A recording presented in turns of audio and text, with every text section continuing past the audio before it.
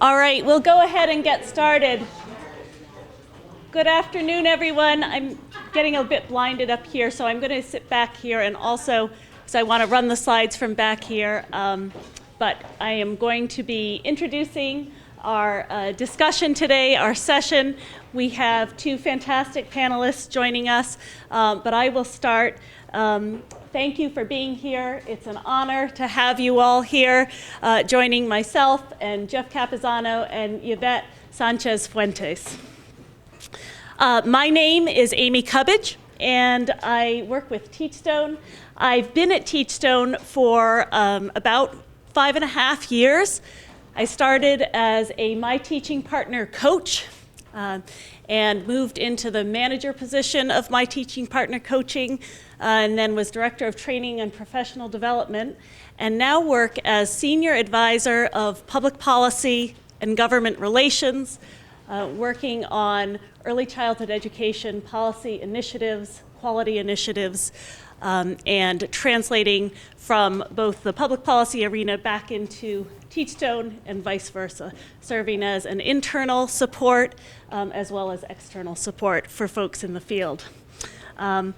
I'm also a former Head Start Fellow, so I am always absolutely energized to be in a room of folks who care about this really preeminent program that puts our most vulnerable children and families first and foremost in our profession, and cares about the improvement of the lives of young children and families. Quick objectives. We'll be providing a brief overview of the designation renewal system and the class, review the history of DRS, share successes and challenges of DRS, and that is absolutely about you. Please lend your voices to that discussion, and a discussion then of future directions of DRS. My first attraction to the class was because it puts the teacher front and center. For a long time, from teaching to being involved with many AEYC affiliates, the fledgling Worthy Wage campaign in San Francisco and Seattle in the late 80s and early 90s, I was focused on wages and compensation issues as a teacher and as a public policy chair of AEYC affiliates, and then learned about the class and realized that we hadn't been doing a good enough job of conveying the importance of the teacher. And here was a tool that came along and said, the teacher is the critical factor in quality, and we need to shine a bright light on them and pay them the respect they deserve, and that foundation could then be the argument for the compensation issue, the alignment with grade levels, with education systems. So I was really thrilled to find that, and I continue to put teachers front and center when I think of our practice in the field and our work at Teachstone. Bridget, you're in the room. I didn't know you'd be in the room, but I took your collective challenge this morning and created another slide. But you gave us a challenge this morning. Bridget Hamry, anyone who was here for her keynote, said, how do we design systems of accountability, of support that provide teachers with opportunities to see interactions and ways to make lasting change in their practice? I added in the word accountability there. Minor. Is there any issue with that? But to really start us thinking of accountability and support in the same breath, which I believe very deeply that OHS had in mind when they developed DRS. And I'll start with an oft-mentioned quote as I think of this challenge, and that is, never give up. Now, is that Winston Churchill? Is it Harriet Beecher Stowe? Jesse Jackson? It's actually, in my mind, a teacher in the Bronx who I was working with when I first became an MTP coach in 2008, and was working with her remotely. So I was in Connecticut, she was in the Bronx, and this teacher had undergone physical disfigurement from an accident that left her changed so dramatically that for her to see herself in practice or on video was painful. I mean, it's challenging for all of us, many of us, to see or hear ourselves recorded, but for her it was extremely difficult. But while she was uncomfortable and unnerved by this and shared that with me, she said to me, "Amy, if this work, as painful as it is for me to do, will make a difference in the lives of children, I'll do it, because I never give up on the children." And she understood that those kids she was working with in the Bronx deserved that kind of high quality practice, and the support she was getting from the class and from my teaching partner was strong enough that she was willing to take that challenge on. So that came to me. I'm trying to draw that nexus, especially with the bolded word "see," because she was willing to take a look inside or outside and see what her work was and see how she needed to make changes and improvements. And I feel strongly, I think I wouldn't be here today if I didn't believe that the class tool can do this, and that we need to use that tool in all ways, and especially in the Head Start monitoring system. So Jeff is going to really dive into this, so I will just very briefly touch upon it. But the class began to be used in Head Start monitoring in 2011. That first cohort, there were just some programs that were part of that had class observations done. It was based on triennial reviews. Now it's a 5-year review period with the new aligned monitoring system. The focus of the class in federal monitoring was for Head Start to identify programs not meeting minimum thresholds of quality of teacher-child interactions, and to obtain class scores at the grantee level, not for individual classrooms. Here's a summary of the data coming from Head Start benchmarks that are the threshold scores. I've got the research thresholds up there, as well as the Head Start averages from 2012, when it started use across the board in monitoring reviews, right through 2015, as well as you'll see a B 10%. That's the bottom 10%, which is the score, the threshold that was for that monitoring year. The bottom 10% of programs were there or below that, and you needed to get above that to not hit a DRS trigger. Can I offer a quick teaser? Please. I want you guys to look at this number, 5.72, the 10% threshold here, and this 5.66 threshold here. We're going to talk a little bit more about it later, because what ends up happening is if you're a program that gets something in between this, in this cohort you're not in the 10%, in this cohort you are. So this is an issue of fairness that we're going to talk a lot about today. Sorry. No, thank you. This is Interact, right? This is Interact. Very interactive. The monitoring protocol that was adopted by OHS for designation for the monitoring is to obtain scores accurate for each grantee, again at the grantee level, taking a sampling of classrooms to obtain that grantee level score. 2 20-minute observation cycles followed by 10 minutes of coding, and then the domain scores aggregated across those cycles, and results were reported only at the grantee level.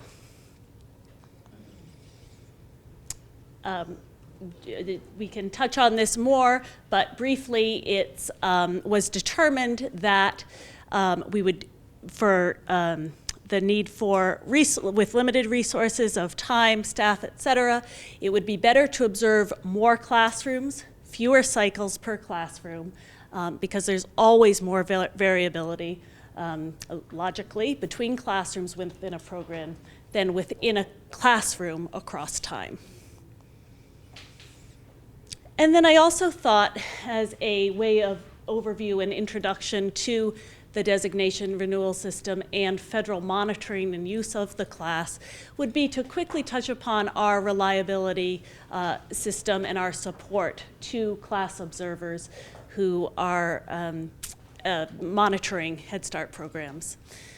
I just I like this a lot, having always been one who was quick to learn a language and then quick to lose it, and find that that's very true with the class. You need to have practice. There is drift.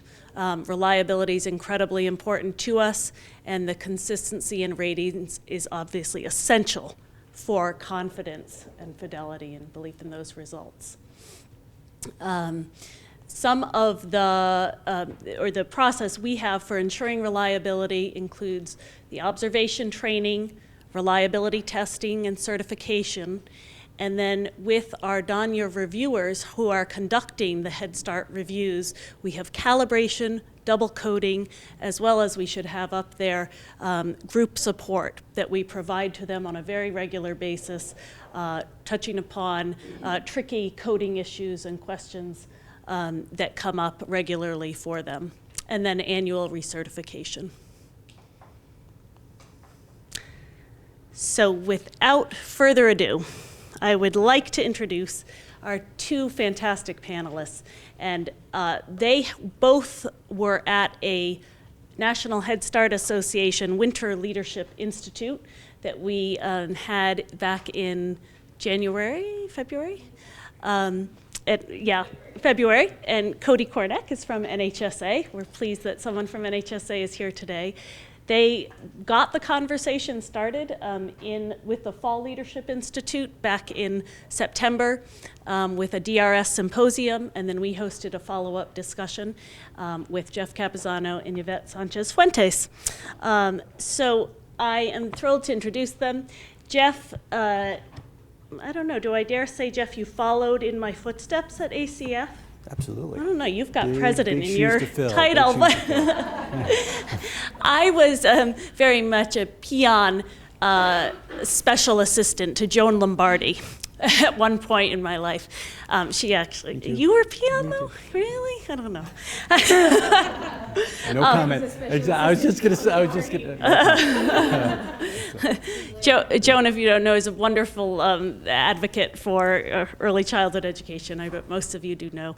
And I had been her special assistant for a while. Jeff had done that as well as many other things. He's president and founder of the Policy Equity Group.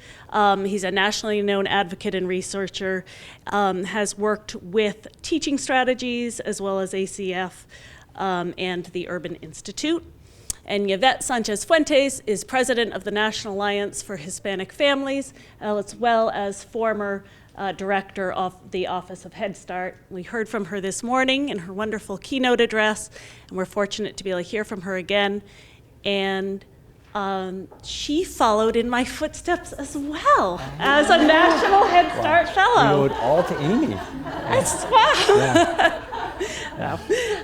Okay, so with that, I am simply the moderator and the introduction person, and I will turn it over to our esteemed panelists. Thank you for blazing the trail for us. Oh, yeah. So do you have the clicker?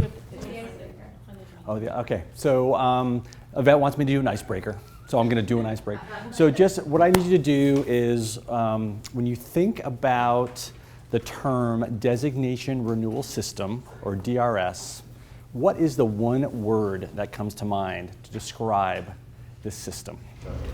Shout it out. Shout it out. Or groan. I heard a groan. Groan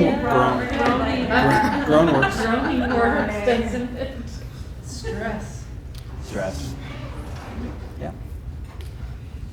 It's a long term in regards to class. That anticipation, that waiting to find out if you're in the lower 10% is grueling. That's just grueling. Anxiety, you may have excellent scores and be very pleased only to find out you were not at the top of your game.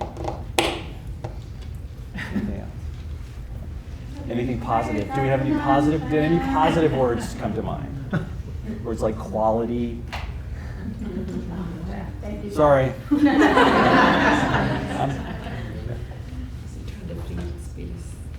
High stakes. High stakes. High stakes. Absolutely. Opportunity. I would say improvement. There you go. I like that. Fair and balanced. It's like Fox News here. Positive feedback. Positive people. Feedback. Positive feedback, sorry. Absolutely.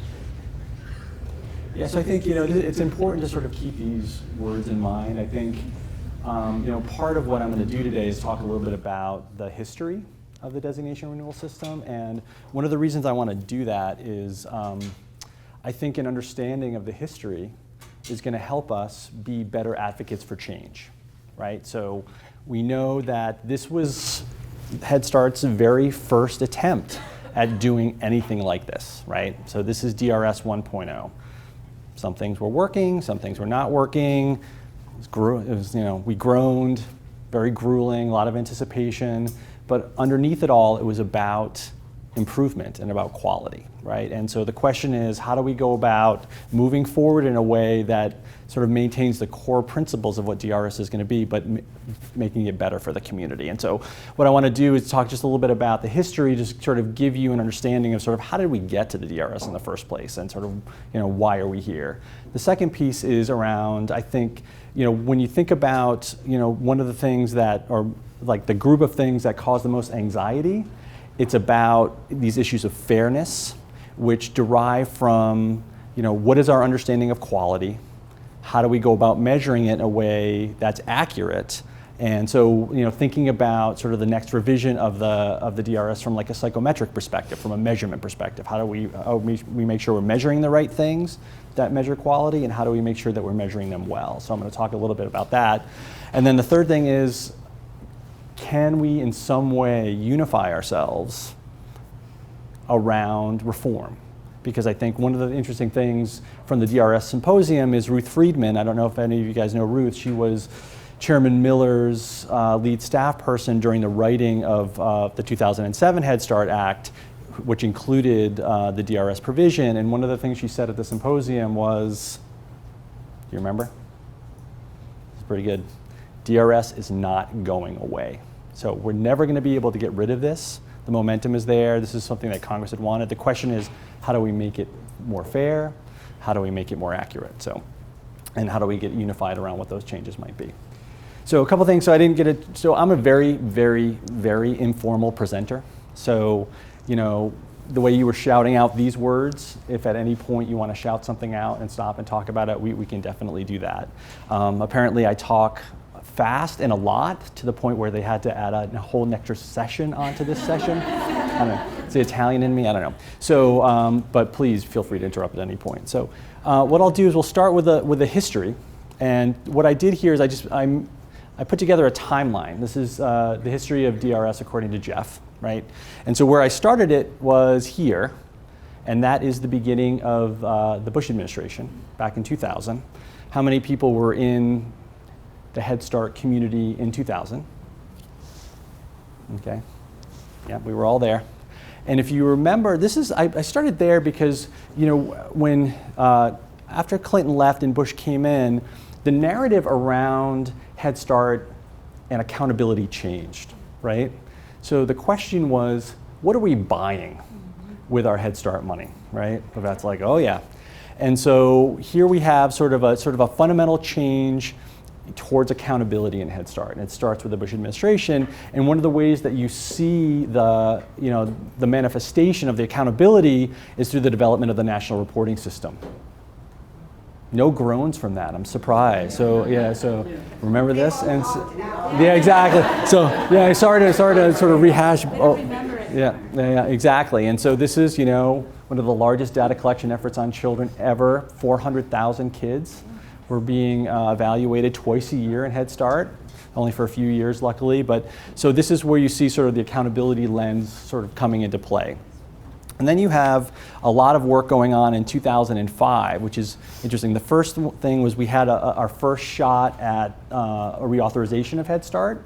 And if you remember, that was the Head Start Act that included the state pilots. Remember that? And so it ended up not going anywhere because of that, and also because of some of the faith-based language that they were putting in there. The other thing that happened in 2005 was this, the first year findings of the Head Start impact study.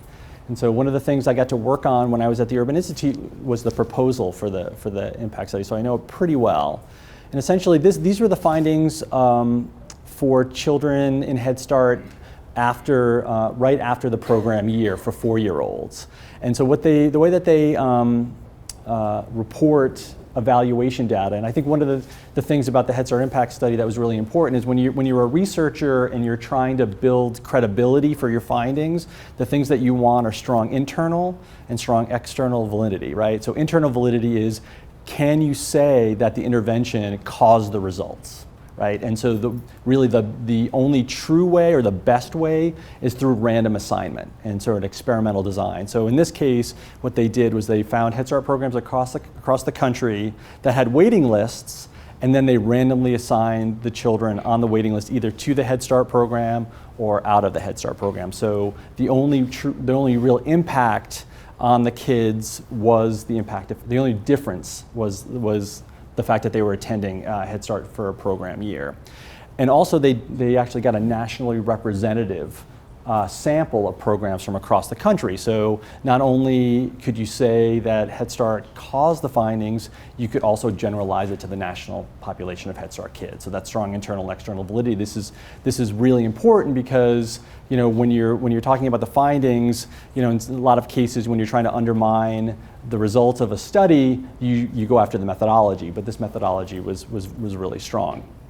And so what they do is they measure the results in terms of effect sizes. So all you need to really know about this is an effect size of 0.2 is considered small, 0.5 is considered moderate, and 0.8 is considered large. So if there was a 0.8 effect size for spelling or oral comprehension, then that's a really big effect. And so so here are just some of the outcome measures that were measured in the impact study. And where you don't see a bar is where there was no difference between the Head Start kids and the kids that were randomized out of Head Start after the program year. And so what you see, what do you guys think? This is the impact of Head Start. Yeah, talk to me. So I'll go first. I'm like, you look at these, not knowing anything else, and you're like, right? So Head Start did have an impact. Yeah, so much money. It was like, I think 5.5 billion at the time. Yeah, so we're spending $5 billion on Head Start, and we're getting this sort of impact. And this is sort of the perspective of what a member of Congress might say, right? And so you're like, And so that was one of the things that happened in 2005. And then the other thing that happened in 2005 was that there was a GAO study that talked about accountability in Head Start. And one of the things that I pulled from the study that sort of really started to talk about the need for the designation renewal system was this quote around, while ACF has the authority to terminate a grantee, this process is rarely used. ACF most often works to encourage grantees to voluntarily relinquish their grants. Senior Head Start officials in 2 of ACF's regional offices we visited told us that they are reluctant to pursue terminations because the process used to collect information to support such an action are inadequate, and the termination procedures are a drain on staff resources. As a result, the process to remove a grantee that consistently fails to perform to standards is protracted, and the grantee can continue to receive funds long after the financial management weaknesses have been identified. The community will frequently have no other options for Head Start services until the termination process is complete. So you've got, so-so findings of the Head Start impact study. You've got a GA report that's telling you that it's really just too hard to defund underperforming Head Start grantees. So now you start to see this sort of perfect storm emerging, okay? Is this helpful? Any questions on that? Okay. All right, so the next thing that happens is you've got a lot of advocacy efforts going on between 2005 and 2007, and then you actually get the 2007 Head Start Act being reauthorized. And here's where you see the language very specifically for designation renewal. So there are 2 pieces of this that we have to one piece that we forget is, the secretary shall develop a system for designation renewal that integrates the recommendations of an expert panel. So one of the things that's important to understand about what the Office of Head Start did in reaction to the mandate in 2007 for the designation renewal system is they had to rely on the findings of an expert panel, right? Determine if Head Start agency is delivering high quality, comprehensive, as a program that meets the educational, health, nutritional, and social needs of children and family it serves, blah, blah, blah. And then it tells the secretary they have to convene this expert panel 3 months after the date of enactment, and it has to have 7 members. So it's like not only do you have the designation renewal language, but you also have the need for an expert panel. And then one of the things that's interesting is when you have a piece of legislation, you have the legislative language, and then you have what they call a conference report or a committee report, which provides additional context to go along with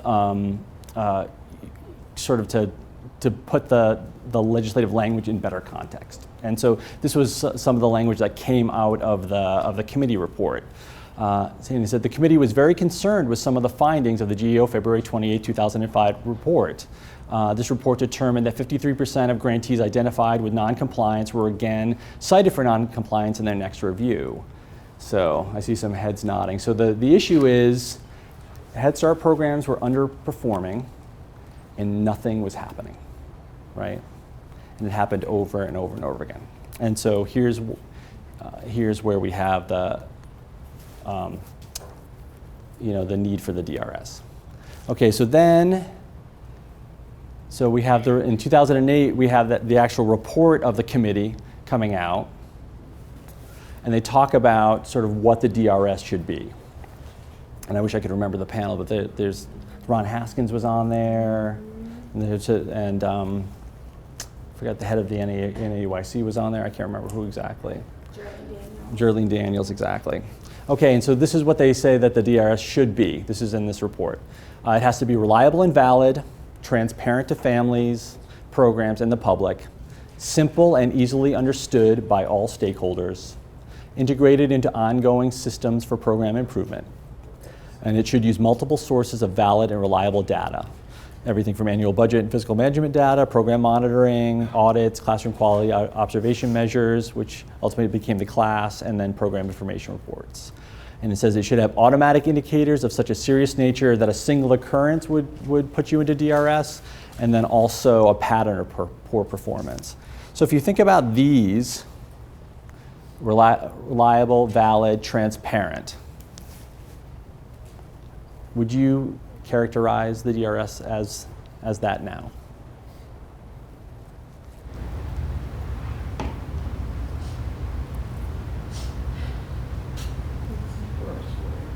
There's a lot of horror stories out there for programs that have been thrown into DRS that had questionable circumstances. Right. So, not that I'm worldly or knowledgeable about it, but you do hear that there are, gee, we got thrown into DRS because, and it doesn't seem like it was a very reasonable or reliable reason. Right. So that could speak to transparency too. If you're getting into the system and it's unclear why, that's not really transparency, right? Are there any people? Okay. I guess I come back to thinking about adding in accountability to Bridget's call this morning for us to take collective action on how to support teachers. And I wonder about that third bullet, integrated into ongoing systems for program improvement, and think that there is opportunity for change and improvement in that area specifically. The full integration is there. Yeah, I think we're going to talk a little bit later about sort of that piece specifically, because if you look at all of the conditions of DRS, you have class as being one of the triggers, right, or one of the conditions. Then you have this other condition around setting school readiness goals, monitoring progress towards those goals, and using that data for program quality improvement. Those two things are supposed to be working together for this ongoing program improvement. And I think you're right, Amy. That's the place where there's a disconnect. So. Okay, and then they go on to talk about having a clear threshold to determine which grantees must compete for renewal and apply the system uniformly across all grantees. I think that's kind of the point that I was trying to make. When you have this 10% threshold and it changes from cohort to cohort, that one score on one threshold could get you into competition, and that same score a different year wouldn't, right? So that is not uniformly across all grantees. Does that make sense? Okay. And so that's something we should talk a little bit more about later. And then it should incorporate valid, reliable, and practical classroom observation tool and effective measures of child outcomes and individualization when OHS is satisfied that it has sound measures. So I know, Bridget, you're spending a lot of time at the Office of Head Start, right? Trying to get them satisfied, right, with the measures, and then it has to be implemented in a manner that gives no advantage to any particular type of applicant and allows applicants to apply for part or all of a program service being competed. So if you're New York City, for example, which is a $190 million Head Start grant, when that goes up for competition, you can't expect a competitor to try to implement a whole $190 million Head Start grant. So what this says is you have to allow people to apply for just parts of that money in the city, right? And so that's been and that's ultimately what was decided. And then it should be reevaluated after each cycle. And then HHS issued a report agreeing with the recommendations and then including how they were going to incorporate them in there. Okay, so this was in 2008. And then we have a change in administrations, and Obama takes over in 2009. And then in 2010, this is when I joined, a whole bunch of really interesting stuff happened. The first thing was the follow-up study to the Head Start Impact Study was released. So they had findings from right after the program year, and then they followed those same children through kindergarten, and then they tested them again at the end of kindergarten to see whether or not the impacts that Head Start had on the children were sustained after the kindergarten year. And so these were the findings that we had after the program year, and then here are the findings after kindergarten, right? So there were no statistically significant effects left. And so there's a lot we could discuss about that. But I think one of the issues is, when you have a random assignment study that has strong internal and external validity, it makes it a little bit more difficult to argue against these findings, right? So here we are, my second week on the job. Joan Lombardi comes into my office. She's like, we're going to talk about this. I'm like, okay. And so we ended up, having lots of conversations about what to do. And I think, there are different ways that we could have approached it. There were methodological issues with the study. There were a lot of children from the control group that ended up finding a Head Start program across town. There were lots of no-shows. There was issues with, how long it took them to collect the data. And, we could have sort of gone that way with it. But ultimately what we did was we owned these findings. And we said, okay, we need to do better. And we put out Yvette put out the Head Start Roadmap to Excellence. I told you I was going to take credit for everything you did during this presentation. So we put out the Head Start Roadmap to Excellence, and essentially there were 3 elements to that. We're going to raise expectations on the programs, we're going to provide the programs with more support, and we're going to hold the programs more accountable. And so when you think about sort of some of the things that the Office of Head Start did during that time, they revised that child development and early learning framework. They put out a parent, family, and community engagement framework that articulated goals for family engagement for Head Start programs. They completely revised the T&TA system during that time. And then when it came to the accountability provisions, it was getting the regs out for DRS. Anything? You want to say anything about that? You good? Okay. I would just add that I think what's important here is to understand the different roles that everyone plays as you go through this process. So I think it's important to understand the role that Congress plays. It's important to understand the role that the government plays. And then it's important to understand the role that grantees play. And the other piece I would just add is that I think, Jeff talked a little bit about There was something else. No, we don't want to see those anymore. So one of the things I would say is important is as you think about the triggers that when Jeff puts them up, is to realize that there are lots of systems in Head Start, right? So you have your monitoring system, your TA system, all of these other systems, right? So when you see that language from the committee that says that it was hard to terminate grantees, keep in mind that all of those things are in play as the DRS system is being designed. And so there's a lot of different pieces that had to be taken into account as you tried to implement a system that was transparent, fair, valid, and reliable. So, but you all know sort of how that plays out on the ground.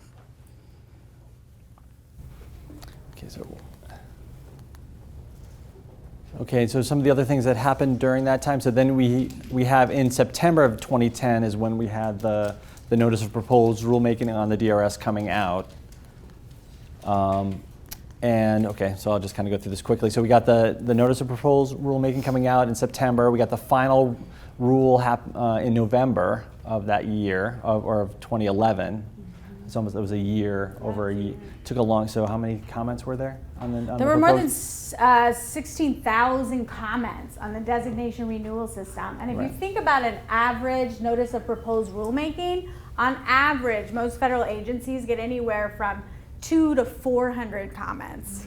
So we had 16,000, and they came in through the web system, but we also literally had boxes and boxes in the office that you have to by law go through every single comment. So somebody at the Office of Head Start read every single comment that came in. I don't know who that is, but somebody did. Was not me. Was not me. Right. So, and hence it took from September of 2010 until November of 2011 to get the final rule out. And then the first cohort of grantees were announced in December of 2011, and then you have the rounds happening from 2012 to 2015. We're waiting on the evaluation of DRS that should be out at some point from the Office of Planning, Research, and Evaluation. I'll just note, I did put in the Google Drive a nice OPRE PowerPoint presentation about the evaluations. Very good. Yeah. And then, as you know, there are going to be some opportunities for advocacy and change. We've got, Head Start reauthorization will happen at some point in the next few years, we think. And then we have a new administration coming in, for better or worse, right? In January of 2017, I'm like, you want to stop? What would Donald Trump think of the DRS? Do you want to stop and think of? You can have that as a topic of conversation. Yeah. So yeah, exactly. It's crazy. It's the most ridiculous thing I've ever heard in my life. Yeah. Anyway. Okay, so I guess, what do we learn from this history? What are some of the take-home points from this? It's like, this was a deliberate process involving many players. This is sort of what I was saying, Congress, national experts, and the administration. Essentially, it was a legislative mandate required by the 2007 Head Start Act, and then a regulatory rule issued by the Office of Head Start. And I think, a better understanding of the rationale behind the triggers and the structure of the DRS is important for sort of where we go next for DRS 2.0. And I think, one of the things that, if you listen to sort of some of the rhetoric right around the 2007 Act, and, DRS is not really an effort to take down Head Start. It was really an effort to identify low-performing programs and to have them compete.